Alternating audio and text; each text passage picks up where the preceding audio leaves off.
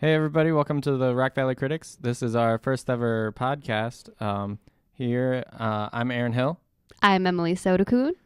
So what's going on is me and Nate have talked for a while about other movie-related topics that we wanted to talk about, but didn't seem appropriate for a regular old film review. So we decided to do podcasts for those kind of subjects, and it's just kind of weird that he's not here. But I got a text from Emily Thursday night, very excited about what was happening, asking us to do a review of Hairspray live. But by the time Nate got that, it was too late for him to really see all of it. So I'm here with Emily, and we're going to talk a little bit about Hairspray live. Emily, why don't you tell me about your thoughts on this little event? Okay, well, I wasn't going to watch Hairspray live until I was sitting on my couch, and then it just came on, and I was like, I have nothing else to do. So, the opening, like, same as the movie, like, she's lying in bed, and then she wakes up, woke up today, all that stuff. And, I mean, it's all really fast-paced. Yeah. And especially for TV, you don't get a chance to go back and, like, you can go back and watch it, but at that moment, it's like, it was so fast paced for me that I couldn't really keep up with what was going on, especially that it's basically a musical live on television. And I feel like that if it was in an actual theater with everybody watching, like an actual crowd, it would have been way better. Yeah. My opinion of Hairspray is it's a lot of fun to be in. I was actually in it a few years ago. I don't think I've told you about that. No. I was a character called Fender. I was one of the nicest kids in town. Are you serious? Yeah, I was Fender, and I was the one who had padding in my pants, and there's a funny story behind that. But I was also the one who got my favorite line in the show, and it was cut from the Hairspray Live.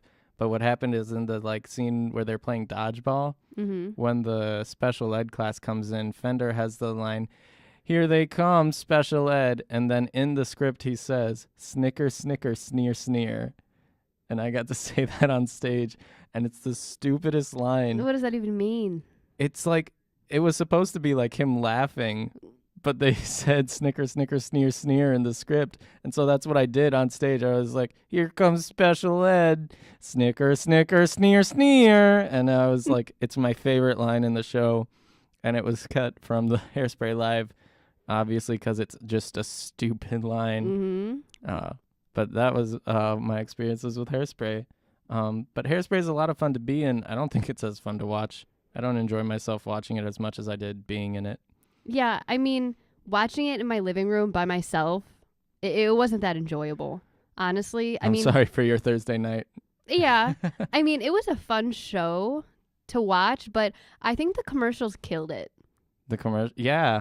For anyone who didn't see it, they did commercials much like they would in the 1960s, with like the cast giving the commercials or the host giving a commercial, and it was very stylized. I didn't like most of them. Tell me why you didn't like them. Like, they just went on for too long.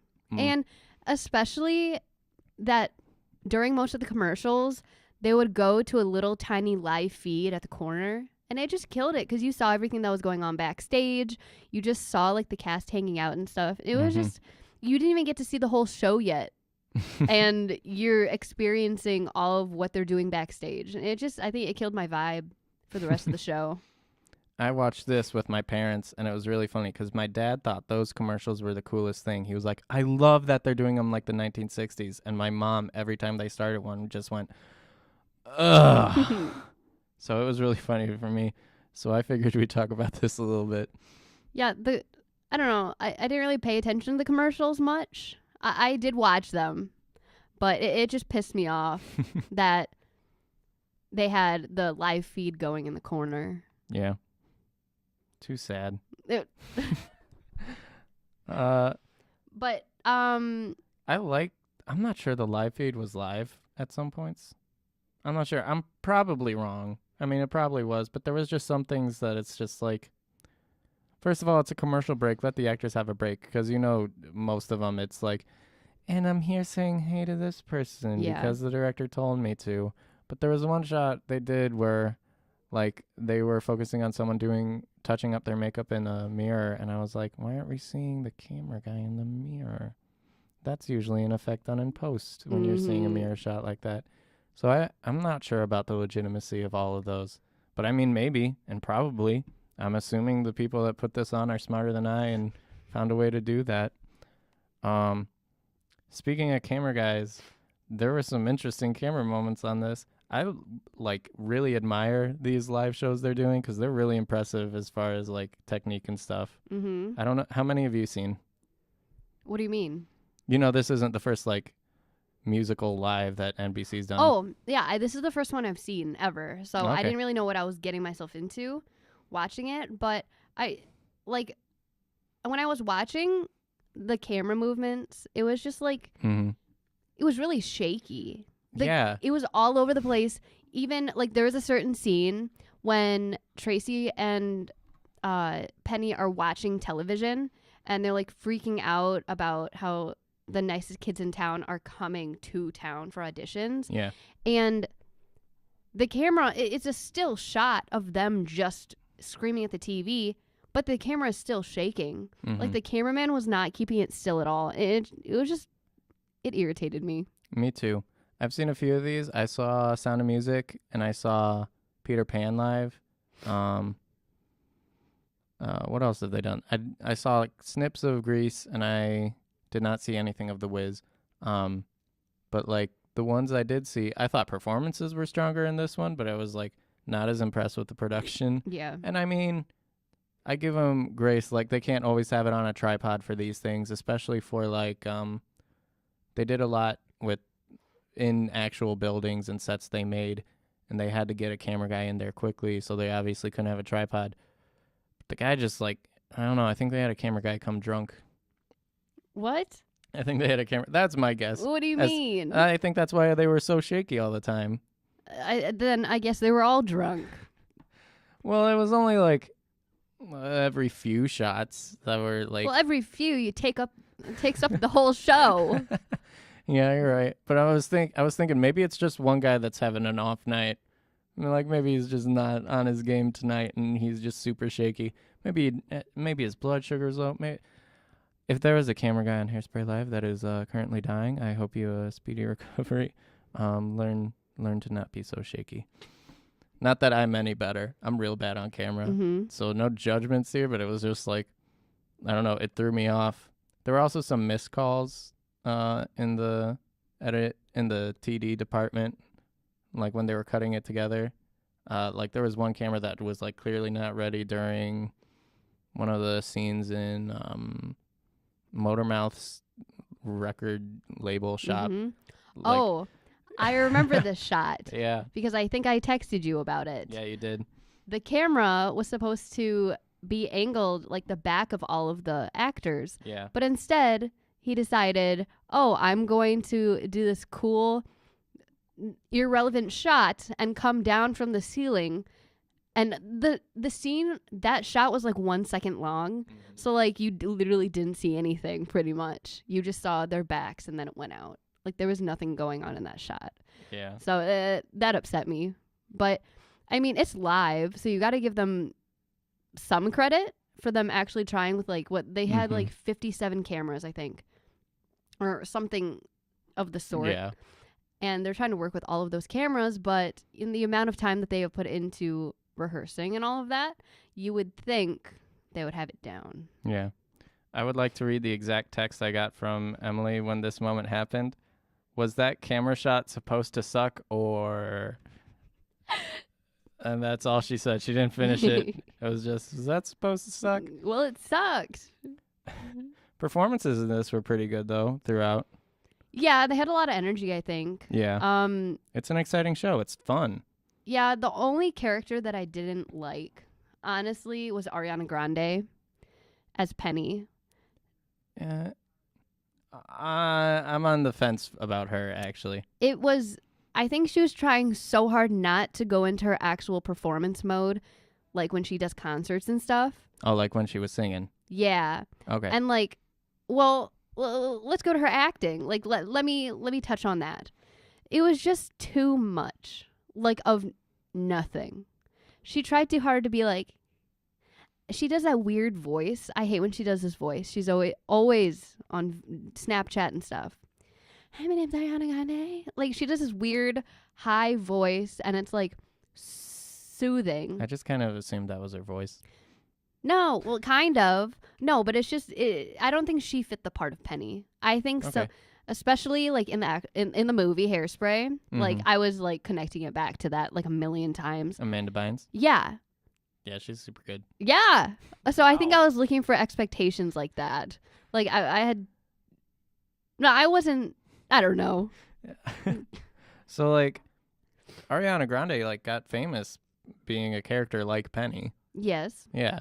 And there were times with her acting that I was like, she doesn't care, and I was fine with it. It was like, she doesn't need this. She's probably just having fun. Mm-hmm. Like, there were times that she just didn't care. There were times though that the way she delivered lines I loved because they were just so dry. Yeah, I mean, the parts when she would like pull the gum out of her mouth and talk to seaweed, I really like those parts. But then the rest of the parts, I don't think she didn't even have to be in half the scenes. Honestly, when she was Well, a that's a Tracy, script. well, you can go off script sometimes.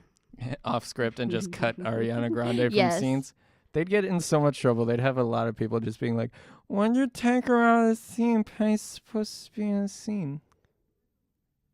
You know they would. I know, but Don't judge me for the voices I use. well, you see the technical issues. How about that? We've talked a lot about the technical No, the technical, the audio. The audio?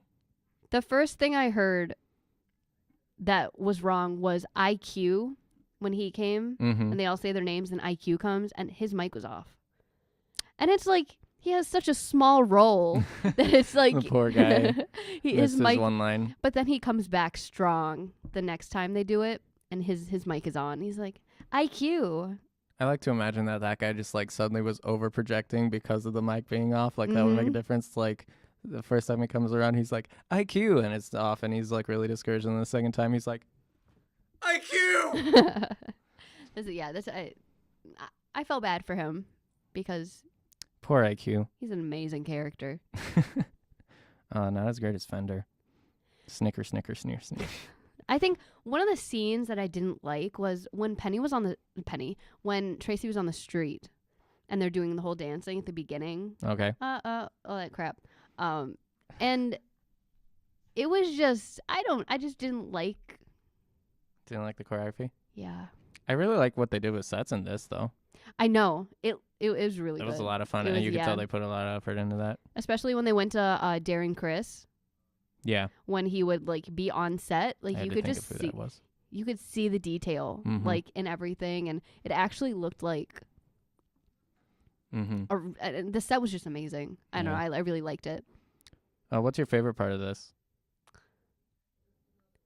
My favorite part. Okay. Let me touch on Link Larkin. Oh, okay. Did you know he's from Teen Beach?